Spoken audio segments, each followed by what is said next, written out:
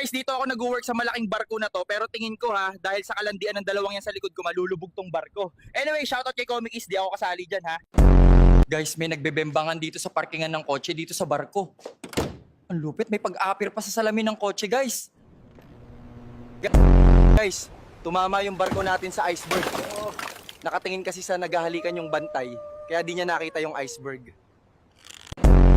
Ayan, dahil sa kalandian na yung dalawa, tumama tuloy sa iceberg tong barko, nalubog na tuloy. Di talaga ako kasali dyan, ha? Umuulan, Mirna, baka naman makabimbang. Tanga! Kahit ilagay mo pa yan sa freezer, hindi natitigas yung manoy mo, itulog mo yan lino. Anong masasabi niyo sa mga tao sa future? Ang masasabi lang namin sa kanila ay, shining mother that.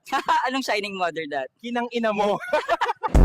Balang araw, hindi mo na kailangan bumawi ng tulog dahil babawian ka na ng buhay. Sige, puyat pa.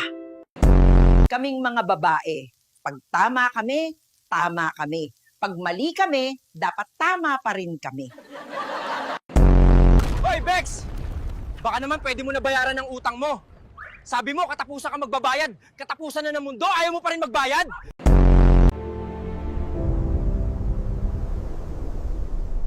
Yung utang mo, bayaran mo.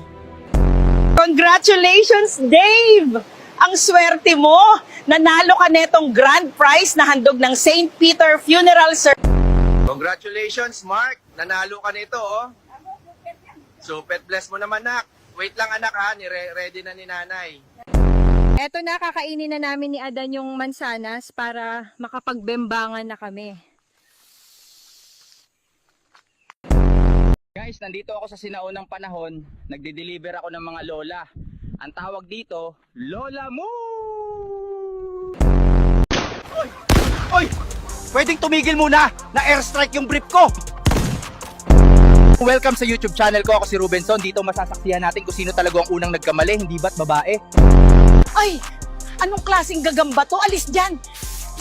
Lola! Tao po ako! Sabi ko, kailangan ko ng space. Ayan, buong kalawakan. Basta mag-follow kayo kay Rubenson sa TikTok, may sarili din kayong anime coffin. Babae ang gusto ko maghabol sa akin, hindi mga aso!